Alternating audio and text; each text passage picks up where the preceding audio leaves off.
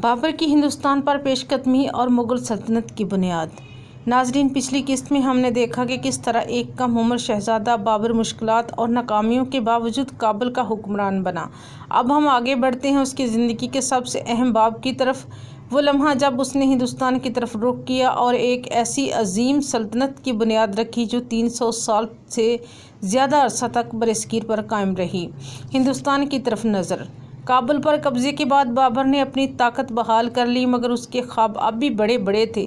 سمرقند کا دروازہ اس کے لیے بار بار بند ہوا، اس لیے اس نے اپنی نگاہیں ہندوستان پر جما دی۔ ہندوستان اس وقت دولت سے مالا مال تھا، مگر سیاسی طور پر کمزور۔ دہلی سلطنت میں لودھی خاندان حکمران تھا، مگر ان کے اندر اختلافات نے انہیں کمزور کر دیا تھا۔ بابر نے موقع دے کر اپنی حکمت عملی تیار کر لی۔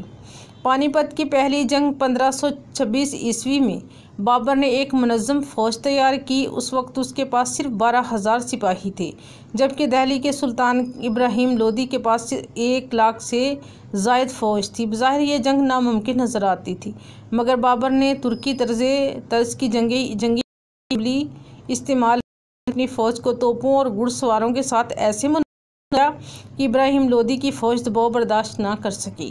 21 اپریل 1526 کو پانی پت کے میدان میں جنگ ہوئی۔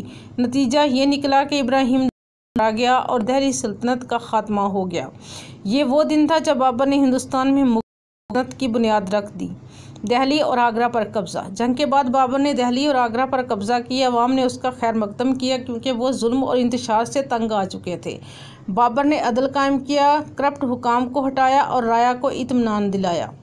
بابر کی اصلاحات۔ بابر نے ہندوستان میں صرف حکومت ہی قائم نہیں کی بلکہ اصلاحات بھی کی۔ اس نے فوج کو منظم کیا اور نئے ہتھیار متعارف کروائے۔ زمینوں کی تقسیم بہتر کی، زمینداروں کو اطمینان دلایا تاکہ رعایا پر ظلم نہ ہو۔ عدلیہ اور ٹیکس کے نظام میں تبدیلیاں کیں۔ خانوا کی جنگ 1527 عیسوی۔ مگر اقتدار کی راہ ہمیشہ آسان نہیں ہوتی۔ اگلا امتحان راجپوت حکمران رانا سانگا کی صورت میں پیش آیا۔ اس نے بابر کو للکارا اور ایک عظیم جنگ ہوئی جسے خانوا کی جنگ کہا جاتا ہے۔ راجپوتوں کی فوج تعداد میں بہت بڑی تھی، مگر بابر نے ایمان اور عزم کے ساتھ لڑائی لڑی۔ اس نے اپنی فوج کے سامنے جہاد کے لیے لڑنے کا اعلان کیا۔ نتیجہ یہ نکلا کہ بابر کی فوج نے رانا سانگا کو شکست دے دی اور مغل سلطنت مزید مستحکم ہو گئی۔ بابر نے اس کے بعد بھی کئی چھوٹی بڑی جنگیں لڑیں، جن میں چندری کی جنگ نمایاں ہے۔ ہر جنگ میں اس کی حکمت عملی اور جرأت نے دشمنوں کو حیران کر دیا۔